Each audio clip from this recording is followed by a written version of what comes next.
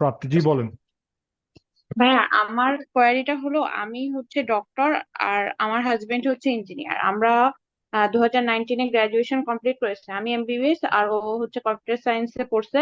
আমরা দুইজনই জবে আছি। আমি হচ্ছে একটা প্রাইভেট মেডিকেলে 5 বছর আছি লেকচার হিসেবে, 5 বছর প্লাস। ও একটা আইটি ফার্মে আছে। এখন হুম। আমরা মুভ করতে যাচ্ছি। ওই আর অল 30 না, মানে আমরা এখন 30 বছর বয়স আমাদের দুইজনেরই। হুম। এখন হলো আমরা কি করব অ্যাকচুয়ালি, আমরা কি মাস্টার্স প্রোগ্রামে যদি যাইতে চাই, তাহলে আমি গেলে বেটার হবে না আমার হাজবেন্ড গেলে বেটার হবে? আর পিআর এর ক্ষেত্রে মানে কে মাস্টার্স করলে আর কে মানে ডিপেন্ডেন্ট ভিসায় গেলে এটা বেটার হয়, কিংবা আমাদের জন্য প্রসেসটা কি, এর একটু জানতে চাচ্ছি। আচ্ছা। আমার অবশ্য আহ, আমার 5 ইয়ার্স মানে অ্যাজ এ লেকচারার হিসেবে এক্সপিরিয়েন্স আছে, এবং আমি তার পাশে 2.5 বছর আমার হচ্ছে ক্লিনিক্যাল প্র্যাকটিসেরও, মানে আমি একটা হসপিটালের সাথে ছিলাম, ওটারও আমার এক্সপিরিয়েন্স আছে। আর আমার আচ্ছা, হাজবেন্ডের তো 5 বছর এখন আইটি আপনি ফার্মে। আহ, যদি আপনি স্টুডেন্ট ভিসায় যান এক কথা, আর যদি আপনি এই নমিনেশনের জন্য চান তাহলে অন্য কথা। যদি আপনি আমাদের জন্য কোনটা বেটার হবে? মানে আমরা আসলে মুভ করতেই চাচ্ছি, আমি চাই অস্ট্রেলিয়া পিআর পাইতে। এখন আপনি কোন যদি প্রসেসে দ্রুত, আগাবো? আপনারা যেহেতু ডাক্তার, আপনাদের কষ্ট হবে মানে এখানকার লাইসেন্স নিতে। আপনাদের নতুন ভাবে অনেকগুলো সাবজেক্ট পড়তে হবে। যদি আপনি ডাক্তারটা বা আমি আপনারটা যদি বলি, হুম। তাহলে আপনাকে পড়তে হবে এখানে ডাক্তার হিসেবে লাইসেন্স নিতে হবে। আপনি যদি একটু কষ্ট করে লাইসেন্সটা পেয়ে যান, তাহলে আপনাকে আর কেউ ঠেকাতে পারবে না। আচ্ছা, আচ্ছা। বুঝছেন? এখন সেই ক্ষেত্রে আপনি করতে পারেন, মাস্টার্স করতে আসতে পারেন মেডিকেল রিলেটেড যেগুলো সাবজেক্ট আছে ওইসবে। আম, তখন বাকিটা আপনি ওখানে আসার পরে আপনি এক্সপ্লোর করতে পারবেন যে কোন কোন দিকে আপনি যাবেন।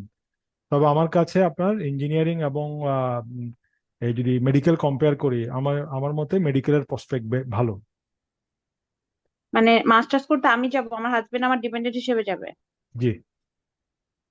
আচ্ছা, তো কিন্তু সেক্ষেত্রে ও যে ওখানে, ওর যেহেতু এক্সপিরিয়েন্স আছে, কিন্তু ওখানে যে কি মানে জব উনি চাকরি পাবে? করবে, চাকরি খুঁজবে, এসে চাকরি খুঁজবে, আচ্ছা। চাকরি যদি পায় তাহলে তাহলে ওখান তাহলে তো হয়ে গেল।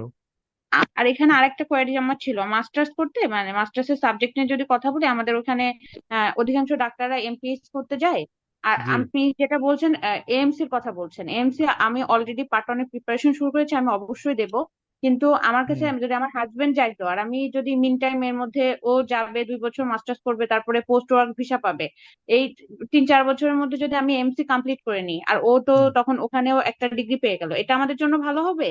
না হচ্ছে আমি মাস্টার্স করতে যাব, আমি মাস্টার্স করতে যাই আবার আমি এমসি প্রিপারেশন নেবো, মানে কোন সাবজেক্টে? আমাদের বেশিরভাগ ডাক্তার এমপিএইচ করতে যায়, বাট এমপিআর মানে এমপিএইচ কি পিআর এনলিস্টেড?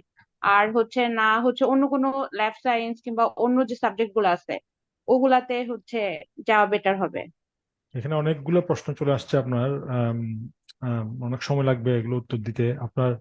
প্রথমে আসি এমপিএইচ এর ক্ষেত্রে। হ্যাঁ, এমপিএইচ, এমপিএইচ করে আপনার যেমন ধরেন health promotion officer, health educator, ওগুলা, ওইগুলাতে আপনি ওগুলা পিআরে আছে।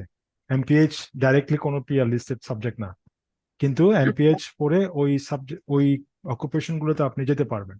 আপনি যেটা বলছেন যে আপনার হাজবেন্ড আসলো আর আপনি এএমসি করলেন, হ্যাঁ ওটা ভালো অপশন, খারাপ না।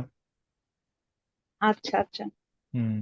তো সেটাই বলছি, আমি এমপিএইচ করবো আবার এএমসি করবো, আমার জন্য তো চাপ হয়ে যাবে। তাছাড়া আমি ডিপেন্ডেন্ট হ্যাঁ। হিসেবে গেলাম, আমি এমসি হ্যাঁ। করলাম না, হ্যাঁ, এটা ভালো বেটার ভালো হবে? খারাপ, ভালো বুদ্ধি, ওটা ভালো বুদ্ধি, হ্যাঁ। আচ্ছা, থ্যাংক ইউ ভাইয়া। হ্যাঁ। জি। জি।